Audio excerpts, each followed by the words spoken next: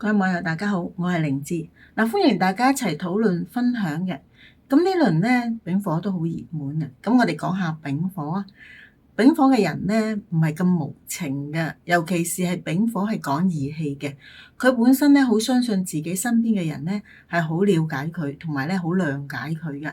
咁所以咧盡情咁向外做佢自己想做嘅嘢。咁所以咧就往往就忽略咗自己身邊嘅人。無論佢嘅感受啊，或者係佢嘅需要啊，都係忽略，同埋咧係冷淡咗嘅。其實丙火嘅人咧係唔知幾咁錫自己身邊嗰個配偶啊、父母啊、仔女啊咁嘅。咁但係咧出邊太多嘢兼顧，太多嘢要做啦。咁佢本身咧就係好相信佢自己身邊嘅人咧係好諒解佢，所以往往咧就忽略咗啦。咁呢度咧有位男網友，咁啊丙火日主，咁佢又想問下姻緣啊、婚姻咁嘅八字嘅結構咧就好得意嘅。睇睇啊，呢度咧有個丙，呢度咧係咪又係一個丙咧？咁就係比肩，即係兄弟啦，大家都係9月啊。咁呢一個丙9月出世，而呢一個丙咧亦都係成個八字，無論你金木水火土都係9月出世，所以呢個月份咧就係提綱。亦都係主宰咗成個命格。記住啊，理論就係咁。至於係咪完全一樣呢？就唔一定嘅，唔一樣。因為咧，你同我都唔一樣啦。比如你好運氣考到呢間大學，咁我考唔到啊？點解？因為有其他嘅因素咯。咁呢個丙自己嗰條根咧就係丙戌。咁呢個裏邊咧有嘅。咁雖然話一剎那嘅光，一剎那嘅熱，都係佢自己享有，自己自助。咁呢個丙咧。落下邊咩啊？下邊嗰個咧就克佢嘅，水克佢嘅，咁變咗兩個人嘅力量相同，其實咧係有分別㗎。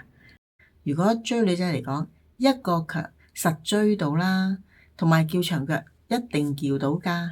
若嗰個唔夠強嗰個嚟，一定執輸㗎。咁呢度咧有個財星，成柱財星，財星咧就係男命嚟計咧，就係太太，即係話係佢嘅女人。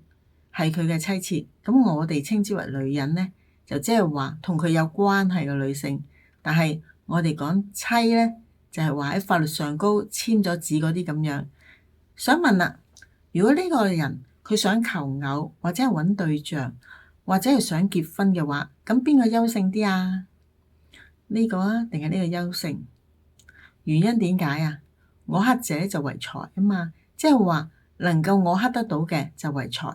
財星咧，亦都係等於妻星啊，或者叫異性星。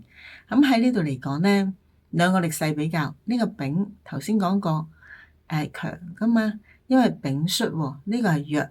兩個人咧要爭佢嘅時候，呢個1號梗係爭先啦。佢大隻啲，打又好打啲，啱啱喺隔離，所謂近水樓台。咁呢個咁遠又隔咗天，咁喺位置上高咧又吃虧，再加埋對方追女仔又強過佢。自己都強，更生一柱。呢個六神咁講過啦，金個六在身，幾強啊！所以呢個女仔咧都有翻咁上下嘅高傲，或者係咁上下嘅表現。咁呢個丙火弱嘅時候，人哋邊睇得上啊？即係話你又離得遠，又俾人捷足先登，而對方即係個財星嗰個女性，又睇你唔在眼內。係睇你隔離嗰個又接受多啲喎。咁呢個盤喺求偶方面咧，唔係驚人叫長腳，就係冇女仔睇得上佢。咁問啦，點解我去到40幾歲都未有姻緣嘅，或者拍下拖又散嘅？點解啊？咁因為咧，佢一生都有一個特點，特點就係俾人爭咗去咯。咁財星代表妻妾同埋錢銀物欲嗰一紮嘢。咁隔離個丙火亦都係克佢噶嘛，克金，咁唔係代表佢，係代表住佢身邊有其他男士喎。咁即係話強者咧就奪咗去啦。嗱，今期咧我哋分享到呢度，咁我哋下期再見啦。